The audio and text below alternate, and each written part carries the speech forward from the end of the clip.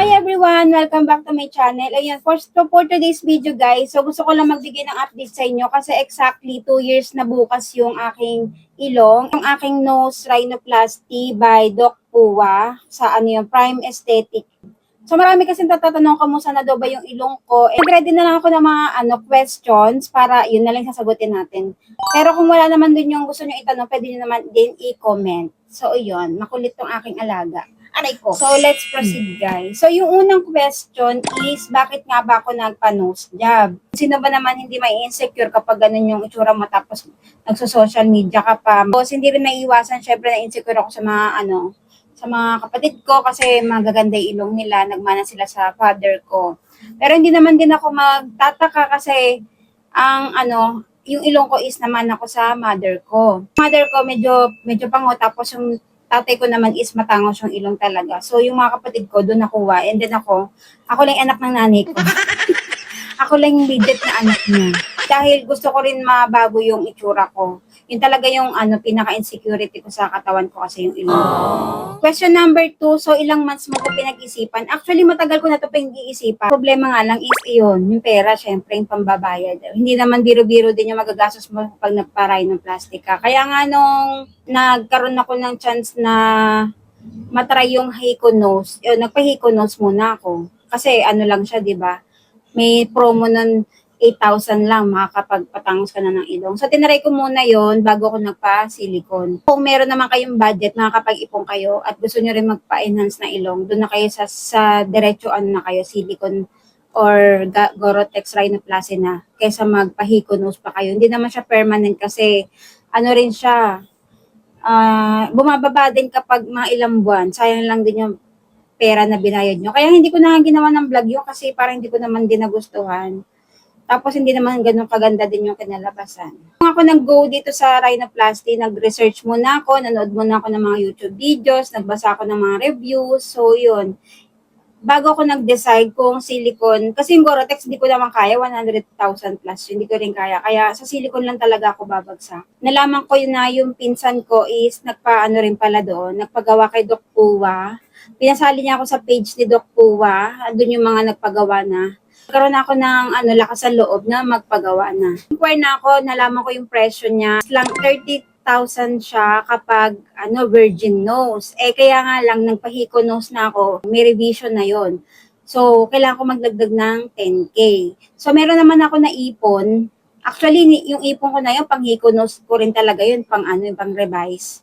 Pang 'di ba, habang ilang buwan bumababa siya, so kailangan mo naman magpa-revise, magpadagdag para tumango siya ulit. Nalaman ng kapatid ko na sa Miss Gren na gusto ko magpagawa ng ilong, magpa-silicone rhinoplasty. Sinabi ko sa kanya yung presyo.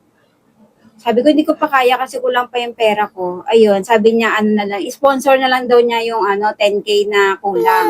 So, ayun, nagpa-appointment na ako agad. Kasi madali naman din ako na-schedule doon sa ni Doc Pua. Meron siyang si Miss Cynthia, yung nag-a-assist ng mga nag-i-schedule kapag gusto mo nang tumuloy. Tinanong ako, sabi ko, gusto ko yung drastic changes talaga, yung mahalata talaga nagpagawa ako ng ilong. Pero yung kinalabasan, hindi rin pala masusunod kasi depende yun sa balat mo. Kung ano yung kaya ng balat mo, yun yung ilalagay nila. Ayan siya, guys. Ang hours ang operation. Sobrang bilis lang, guys. Yung pinaka-operation, lang siya, 30 minutes lang. Napakabilis lang. Matagal lang yung paghihintay kasi ang dami nakapila. Tapos, kapag tumalab na yung anesthesia doon sa ilong mo, ayun na, gawin ka na, hindi ko na namalayan. Pero gising ako, alam ko na ino-opera na. Napikit lang ako na nakanganga. Tapos may nakatakip kasi dyan ilong lang yung nakalabas sa'yo. So, sabi lang sa akin, hinga ka lang sa bibig, tapos huwag ka malikot, ganyan. Para hindi ma-disgrasya, di ba? Siyempre, naka-open yan So, yun, may nagkatanong din sa akin kung ano raw ba maganda, silicone or Gorotex. So, hindi ko siya masasagot kasi hindi naman ako nagpa-Gorotex. Pero sa mga mga napanood ko at mga na-review ko, yung silicone kasi is mas maganda siya, lalo na sa mga flat talaga, yung mga walang buto talaga yung ilong. Kasi yung Gorotex pagkatagalan, na-absorb ng skin. So, pagkatagalan, bumababa din. Pero itong silicone kasi, yung korte niya hindi nababago kahit matagal na. Huwag naman sana magkaroon ng infection, madali lang siyang tanggalin. Nakakatakot din na So, dapat handa ka rin sa mga consequence na mangyayari. Advice ko lang yun, mag-research muna kayo, humanap ng board certified at experienced surgeon. Marami kasi lalabasan ngayon sa Facebook, lalo sa Facebook na mga ganyan, murang rhinoplasty. So, make sure na din. Marami rin ako nakita niya, muntik na rin ang pumatol sa ganyan. Pero nag-research din muna talaga ako. Buti na nga lang yung pinsan ko, doon kay Doc Pua nagpagawa, kaya alam ko na okay siya. Tsaka nung sinerch ko si Doc Pua, merong nga mga groups, Facebook groups, at doon napakarami na talagang nagawa. So kilala na talaga siya as surgeon ng surgeon talaga siya sa ilong, sa mga dibdib. So after nyo magpagawa, sundin yung aftercare, yung para maging maayos yung pag-heal nyo. At syempre, wag nyo ikukumpara yung ilong nyo sa iba. So ito yung sinasama rin ng loob ko. Yung meron kasi nag-message sa akin yung pagkatapos ko magpa-ilong. Message, kamusta, nagpaano ka pala. Tapos sasend yung ilong niya, sa akin ganito. Sa akin naman, kaiba naman tayo, hindi naman tayo parehas, diba? Tsaka depende nga yun sa ilong mo. Kung gugustuhin ko naman mataas yung ilong, tapos mas, diba, ma-infection, di wag na lang. Okay na kako sa akin yung ganito lang, parang normal, parang walang nangyari, 'di ba? Mas okay nga yung ganyan eh. Pero para sa akin malaki din yung malaki din yung pinagbago ng itsura ko mula nung ilong ako. Kasi flat na flat talaga yun eh. Mukha lang talaga siyang normal nose.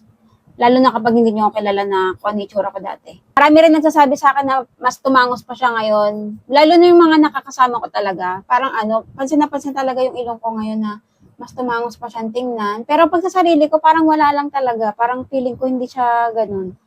Ayun. Tapos siguro dahil pumayat nga din ako, hindi ko siya ramdam na ganyan, na nagpagawa ako, na parang may nakapatong sa ilong ko. Wala lang, parang natural lang talaga. Tapos, hindi ko siya ramdam. Ayun, hindi naman siya gumagalaw. Maganda yung pagkakagawa talaga sa akin. Sobrang satisfied talaga ako. Kahit sinisipon ako, yun, nakakasinga naman ako ng maayos. Basta wag mo lang bibiglain.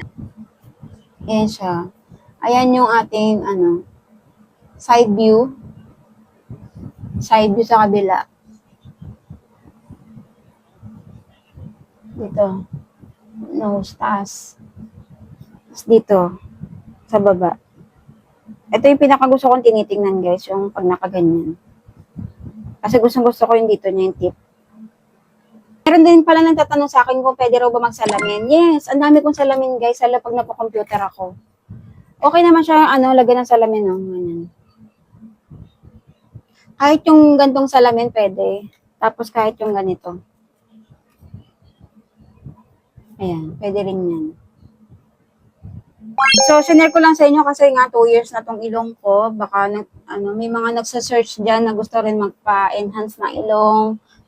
So, kay Doc Pua, ayan siya guys. Normal na normal lang talaga siya. Siguro yung iba talagang maganda yung kinalabasan. Ayun. Kapag nga maganda yung ilong mo na talaga, may tangos na yung ilong mo, mas lalo pa siyang gaganda. Pero sa katulad ko na talagang pangong-pango, ayan lang siya, ganyan lang. Makontento ka na. Kasi pag hindi ka nakukontento, mas lalo pang napapasama. Ayan, satisfied naman ako guys. Hindi ko siya gagalawin gano'n kasi mamaya ma-infection eh.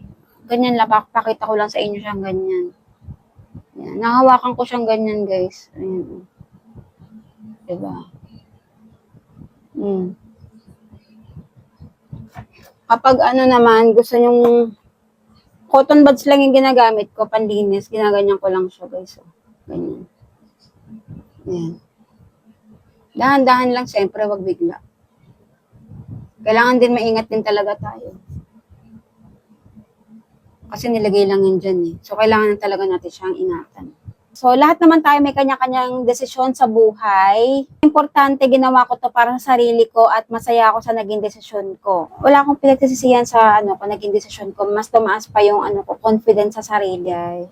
So, yun lang guys for today's video. Magbababay na kami ni Asher ko. Goodbye mga kapango. Ayan, sa mga nagbabalak magpa-rhinoplasty, ayan, search nyo lang yung page ni Doc Pua. Doon makikita nyo na may mga nag-share doon ng mga progress nila, mga nagpagawa. Ang dami-dami talaga doon. So, yun, sa final ko naman, hindi ako nagsisisi na nagpagawa ako kay Doc Pua. Yun. So, very recommended ko siya. Kasi siya, surgeon talaga siya. Ito na lang yung panguko ngayon. Ito, si Asher. So, yun lang guys, babush. Thanks for watching. Kung meron pa kayong tanong, pues, comment nyo na lang po dyan sa baba. And that's all for today's video. Babush! Woo!